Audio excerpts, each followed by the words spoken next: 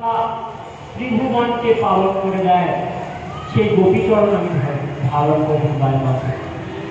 বলে গোপী রানী কি জয়, বলিয়ে ব্রজগোপী मैया की जय, गोपी कुल शिरोमणि राधा रानी की जय। তাই রায়চরণ বন্দন করে ফিরে এলেন উদ্ধব মহারাজ। কৃষ্ণ জিজ্ঞাসা করলেন বৃন্দাবনের সবাই কেমন আছে? কৃষ্ণ কিছু না বলে শুধু কাঁদছেন উদ্ধব। উদ্ধব, তুমি এদিকে ব্রহ্মজ্ঞানী করে এসেছো কেন? উদ্ধব বলে, তুমি একটা নিঠুর ভগবান কেন? যাদেরকে তুমি কৃপা করো তাদেরকে তুমি ছেড়ে দাও কেন? তুমি অত্যন্ত নিষ্ঠুর ভগবান। উদ্ধব কাঁদছে। ভগবান দেখল উদ্ধবের মধ্যে সেই প্রেমের সঞ্চার হয়েছে। এইভাবে উদ্ধব প্রেমী হয়ে উঠলেন। বলে উদ্ধব মহারাজ কি, উদ্ধব প্রেমী ভক্ত হলেন। এরপর কংসের শ্বশুর খবর পেল যে আমার জামাই মারা গেছে, মেয়ে দুটো বিধবা হয়েছে। মেয়েরা গিয়ে বাবার কাছে কাঁদছে। তখন বাবা কি করলেন, বলে দাঁড়া, তোর স্বামীকে যে মেরেছে তাকে আমি ছাড়ব না। তাই মথুরায় আক্রমণ করলেন জরাসন্ধ 21 অক্ষৌহিণী সেনা নিয়ে। মহাভারতের যুদ্ধ হয়েছিল কৌরব আর পাণ্ডব দুই পক্ষ মিলিয়ে 18 অক্ষৌহিণী সেনা হয়েছিল।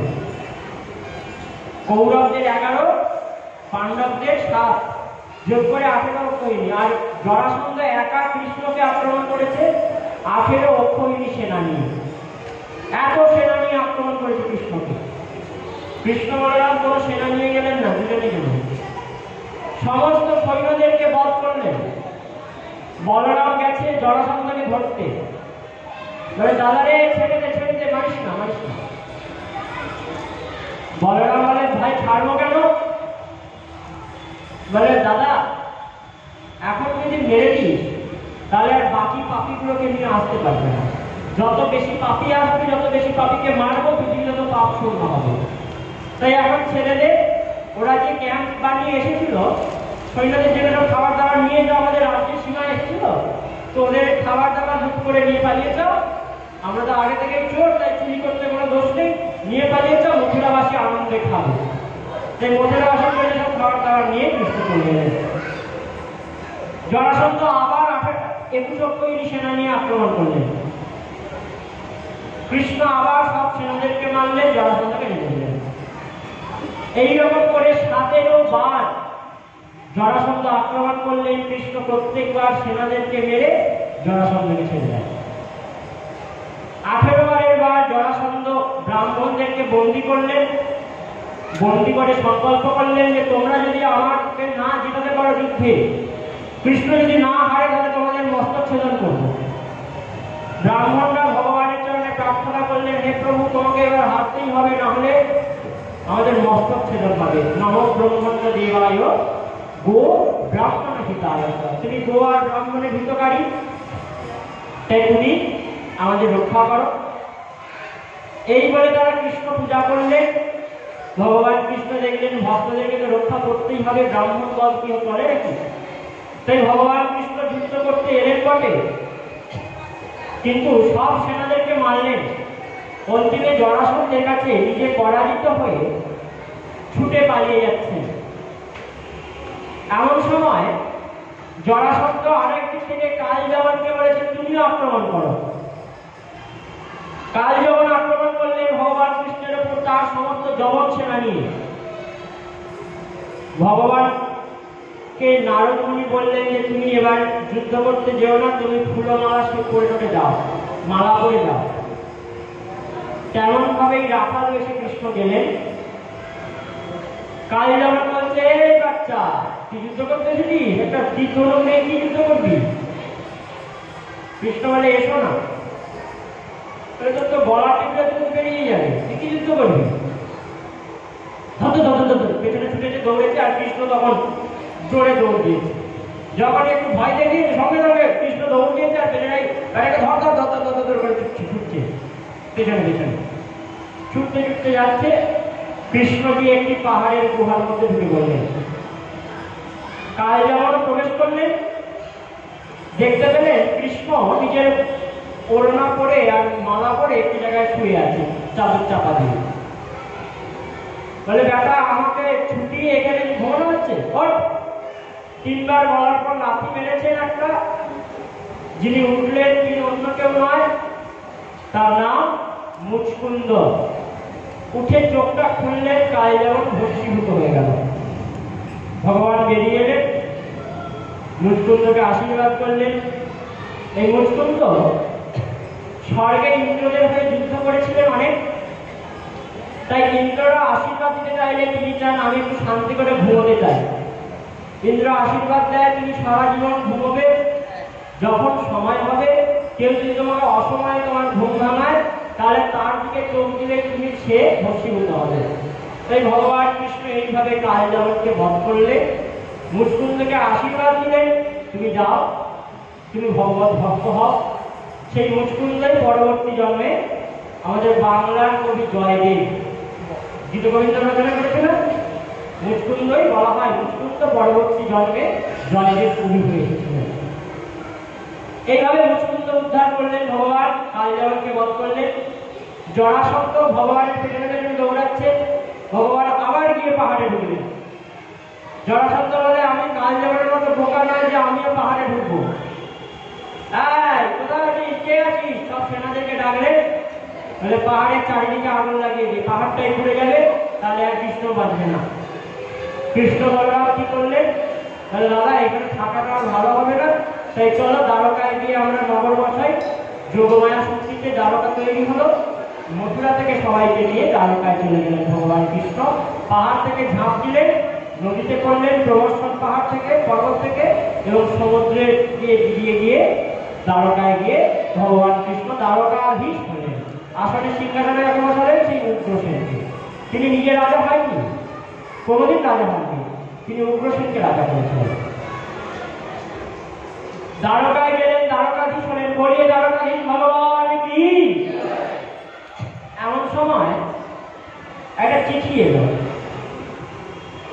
এখনকার ভাষায় যদি বলি তাহলে তার নাম হবে লাভ লেটার। তখনকার দিনে একটা চিঠি, একটা পত্র, কিন্তু এখনকার ভাষায় বললে তার নাম হবে লাভ লেটার। কে দিয়েছে? বিদর্ভ দেশের রাজকুমারী রুক্মিণী দিয়েছেন লাভ লেটারটা। কিসের জন্য? না, একবার কয়েকজন ঋষি গান করতে করতে যাচ্ছে কৃষ্ণের গান। বিদর্ভ দেশের রাজকুমারী শুনতে পেয়েছে কৃষ্ণের বর্ণন, দেখেনি চোখে, ওই কানে শুনেই মোহিত হয়ে গেছে, প্রেমে পড়ে গেছে। কিন্তু বিদর্ভ দেশের রাজকুমার মানে রুক্মিণীর ভাই রুক্মী, তারা 5 ভাই ছিল। রুক্মী, রুক্মীরথ, রুক্মীবাহু, রুক্মীকেতু, এই 4 ভাই ছিল, এবং বোন হচ্ছে রুক্মিণী। তো তারা সবাই চাইতেন শিশুপালের সঙ্গে বোনের বিয়ে হোক। আর বোন চান এবং বিদর্ভ রাজ তিনিও চান, ভীষ্মক তিনি চান কৃষ্ণের সঙ্গে বিয়ে হোক।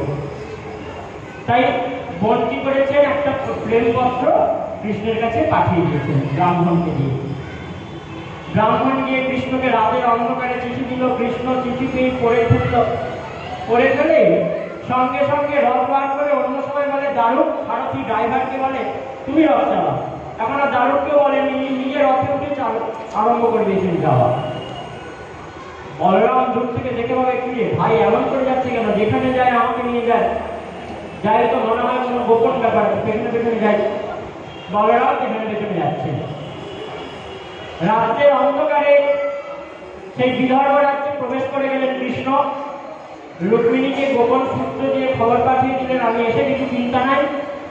রুক্মিণীও বলে পাঠালেন যে আমি যখন অম্বিকা পুজনে যাব, অম্বিকা পূজনে যাব, গৌরী পূজনে যাব, সেই সময় তুমি আমাকে নিয়ে যেও। এমন সময় পরের দিন রুক্মিণী সমস্ত সখীগণকে সঙ্গে নিয়ে মা গৌরী, মা অম্বিকার, মা যোগমায়ার পুজো করতে আসছে। পুজো করতে আস্তে আস্তে বলছে, মা গো দেখো মা, কৃষ্ণকে যেন প্রতিরূপে পাই, তুমি এই আশীর্বাদ করো মা, সারা জীবন তোমার পুজো করে এসেছি, আরো করবো।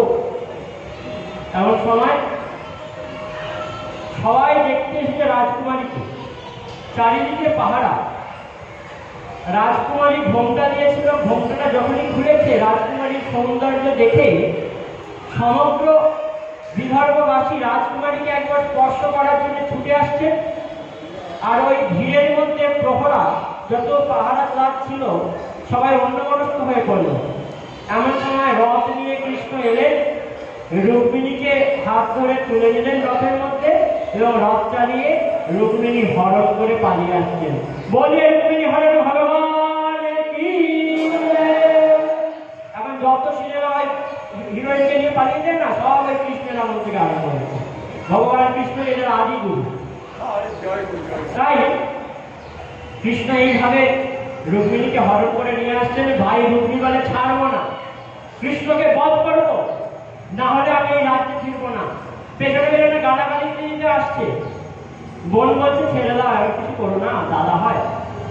অনেকক্ষণ পর এত গালাগালি দিচ্ছে, বোনেরও আর সহ্য হচ্ছে না। তখন ভগবান কৃষ্ণ নামলেন, যুদ্ধ করতে বলে রুক্মিণী প্রস্তুত। সুদর্শন চক্র ছাড়লেন। একদিকের ভ্রু, একদিকের গোপ, একদিকের দাড়ি খসে গেল, একদিকের চুল। মানে এরকম স্টাইল এখনো কোনোদিন কেউ কাটেনি। এখন অনেক স্টাইলে চুল কাটে, কিন্তু এরকম স্টাইলে কেউ চুল কাটেনি যে একদিক পুরো নেই আর একদিক আছে, এরকম স্টাইল কেউ দাঁড় করতে পারেনি। ভগবান কৃষ্ণ সেরকম সুন্দর ব্যক্তিত্ব যিনি, সেটাও পারেন। তাই এইভাবে রুক্মিণীকে অপমান করে ছেড়ে দিলেন। রুক্মিণী আর রাজ্যে ফিরে গেল না, কৃষ্ণকে না বধ করে আমি ফিরব না। তাই তিনি বাইরে এক জায়গায় বসতি বানিয়ে থাকলেন। রুক্মিণীকে নিয়ে ভগবান কৃষ্ণ এলেন। এদিকে রেবতীর সঙ্গে বলরামের বিবাহ হলো। রুক্মিণী আর কৃষ্ণের পুত্র হলো, যার নাম হলো প্রদ্যুম্ন। সেই প্রদ্যুম্ন ভগবানের এক অবতার, বিশেষ অবতার। প্রদ্যুম্ন আশীর্বাদ প্রাপ্ত শম্বরাসুর নামক এক মায়াসুর, তিনি অভিশাপ পেয়েছিলেন যে কৃষ্ণের ছেলে ছাড়া তাকে কেউ মারতে পারবে না। তাই সেই মায়াসুর কি করলেন, কৃষ্ণের ছেলে প্রদ্যুম্নকে চুরি করে নিয়ে গেলেন। নারদ বললেন যে একে ফেলে দাও, জলে ফেলে দাও, মরে যাবে। জলে ছাড়া হলো, প্রদ্যুম্ন মাছের পেটে গেল। সেই মাছ ব্যাস ধরলো, ব্যাস বা জমে সেই মাছকে নিয়ে, বড় মাছ, সেই মাছ নিয়ে রাজার কাছে এলেন। রাজার কাছে নিয়ে আসা হলো, যে বললো যে কাটো। কাটা হলো মাছকে, দেখা গেল ভেতরে একটি ছোট্ট বালক। যিনি রাঁধুনি, যিনি রান্না করবেন, তিনি বললেন এই বালককে আমি নেব, কারণ একে দেখার পরে আমার স্তন ধার থেকে দুগ্ধ ফলিত হচ্ছে, তাই একে আমি আমার পুত্ররূপে লালন পালন করব। তিনি তাই করলেন। রসায়ন বিদ্যার দ্বারা তিনি তো উন্নতি ছিলেন না, সেই রাঁধুনি কে ছিলেন, কামদেবের পত্নী রতি। আর এই প্রদ্যুম্ন, তিনি কামদেবের অবতার। যখন ভগবান মহাদেব ত্রিনয়ন খুলে কামদেবকে ভস্মীভূত করেছিল, তখন আশীর্বাদ দিয়েছিল যে কৃষ্ণের ছেলে হয়ে জন্মাবে, তখন রতি আর কামের মিলন হবে। তাই সেই ভানুমতী মা রূপে প্রথমে পালন করেন নিজের স্বামীকে, এবং রসায়ন বিদ্যার দ্বারা মায়া শিক্ষা দেন। পরে সেই শম্বরাসুরকে তিনি বধ করেন প্রদ্যুম্ন, এবং একবারে বিয়ে করে ঘরে আসেন, দ্বারকায় ফেরেন। মা দেখছে, রুক্মিণী দেখছে যে বাহ, ছেলে একবারে বিয়ে করে তারপরে ঘরে এলো। প্রথম ছেলের মুখ দেখলাম, তাও আবার বিয়ে করে, বিবাহিত ছেলের মুখ, খুব ভালো হলো। বলে প্রদ্যুম্ন ভগবান কি। এদিকে সত্যাজিৎ নামে এক রাজা, যদুবংশীয় রাজা, তার কাছে একটা মণি ছিল, তিনি সূর্য পূজা করতেন। সূর্যদেব মণি দিয়েছিলেন, সেই সমন্তক মণি, নিজের ভারের 8 ভার সোনা দিত। সেই সমন্তক মণি কৃষ্ণ বলেছিলেন, অতি মূল্যবান মণি, তুমি রাজকোষে জমা দাও, যা সোনা আসবে আমি তোমায় দিয়ে দেবো। কিন্তু তিনি শোনেননি, নিজের কাছে গোপন করে রাখলেন। একদিন সেই সত্যাজিতের ভাই প্রসূন সেই মণি নিজের গলায় ধারণ করে, গলায় করে যাচ্ছেন মণির শোভা সবাইকে দর্শন করাতে করাতে। হঠাৎ সেই প্রসূনকে খুঁজে পাওয়া গেল না। সত্যাজিৎ বলল, আমার ভাইকে মেরে আমার মণি দখল করেছে কৃষ্ণ, চোর কৃষ্ণ। কৃষ্ণের নামে অপবাদ এলো যে কৃষ্ণ চোর। কৃষ্ণ বলল আমার নামে মাখন চুরি করেছে, ঠিক আছে, বলেছে ঠিক আছে, কিন্তু যেটা চুরি করিনি সেটাও বলবে কেন, তাই না? অপবাদ ঠিক নয়, আমি যাই দেখি কি হলো। কৃষ্ণ সমস্ত অন্তরঙ্গ পার্শ্বদেরকে নিয়ে যাচ্ছে, দেখতে পেলেন সিংহের পায়ের ছাপ প্রচুর মৃত অবস্থায় পড়ে আছে। সিংহের পায়ের ছাপ ধরে এগিয়ে গেলেন, দেখলেন সিংহ মরে পড়ে আছে। দেখলেন ভাল্লুকের পায়ের ছাপ ধরে এগিয়ে গেলেন, দেখলেন গুহার কাছে গিয়ে পায়ের ছাপ শেষ হয়েছে। ভগবান কৃষ্ণ সবাইকে বললেন বাইরে থাকো, আমি যাচ্ছি। কৃষ্ণ প্রবেশ করলেন গুহার মধ্যে। গুহার ভিতরে গিয়ে দেখতে পেলেন একটি নবযুবতী রাজকুমারী সেই সমন্তর মণি নিয়ে খেলা করছে, জয়রাম জয়রাম করতে। ভগবান কৃষ্ণ দিয়ে বললেন মণিটা আমায় দাও। তিনি বললেন না, আমার বাবা আমায় দিয়েছে, দেব না। কান্না আরম্ভ করলেন। তার বাবা এলেন, নাম তার জাম্বুবান। রামচন্দ্রের যিনি সময় দিয়েছিলেন সেই জাম্বুবান। জাম্বুবান বলে যুদ্ধ করো, তবে তুমি মণি পাবে।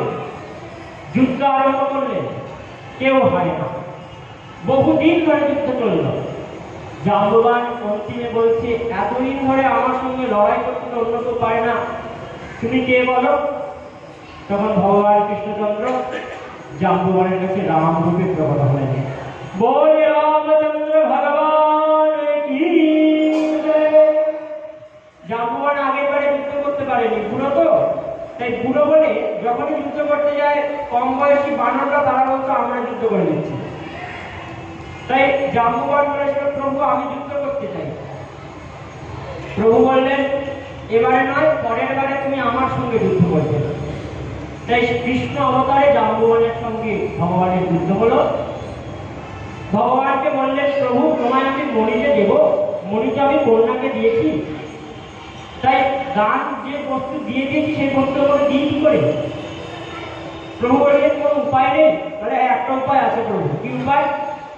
বলে দান আমি কন্যাকে দিয়েছি, তুমি যদি কন্যাকে নাও, আমি যদি কন্যাকে তোমার হাতে নিয়ে যাই, কন্যাও তোমার মণিও তোমার। ভগবান বলে আর কোনো উপায় নেই, চলো কন্যাও আমার মণিও আমার। জাম্বুবানের কন্যা জাম্ববতীর সঙ্গে বিবাহ হল। বলে কৃষ্ণ জাম্ববতী ছিঁড়ে মণি উপহার দিলেন সত্যজিৎকে। সত্যজিৎ বলল প্রভু আমার বড় ভুল হয়ে গেছে, মণিটা তোমার কাছে রাখো। বলে না না, যে মণি নিয়ে আগে গন্ডগোল সে মণি রাখবোই না কাছে।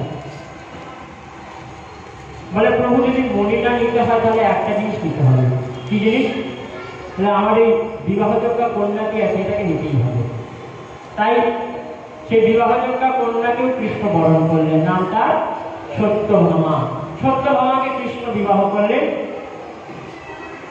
এরপর একবার কৃষ্ণচন্দ্র অর্জুনের সঙ্গে বেড়াতে গিয়েছিলেন পাহাড়ের কাছে। দেখতে পেলেন একজন তপস্বিনী বসে বসে তপস্যা করছে। কে তুমি? না আমি সূর্যের পুত্রী কালিন্দী, সূর্যের মেয়ে, যমুনার অবতার। কৃষ্ণকে প্রতিরূপে পাওয়ার জন্য তপস্যা করছি। ভগবান বলে তিনটে অলরেডি হয়ে গেছে, আবার যে তপস্যা করছে, কি করব? তপস্যা যদি কেউ করে, ভগবানকে যদি কেউ ডাকে, তাকে তার কাছে যেতেই হবে। অর্জুন বলে প্রভু তুমি একে গ্রহণ করো। ভগবানের সঙ্গে কালিন্দীর বিবাহ হল।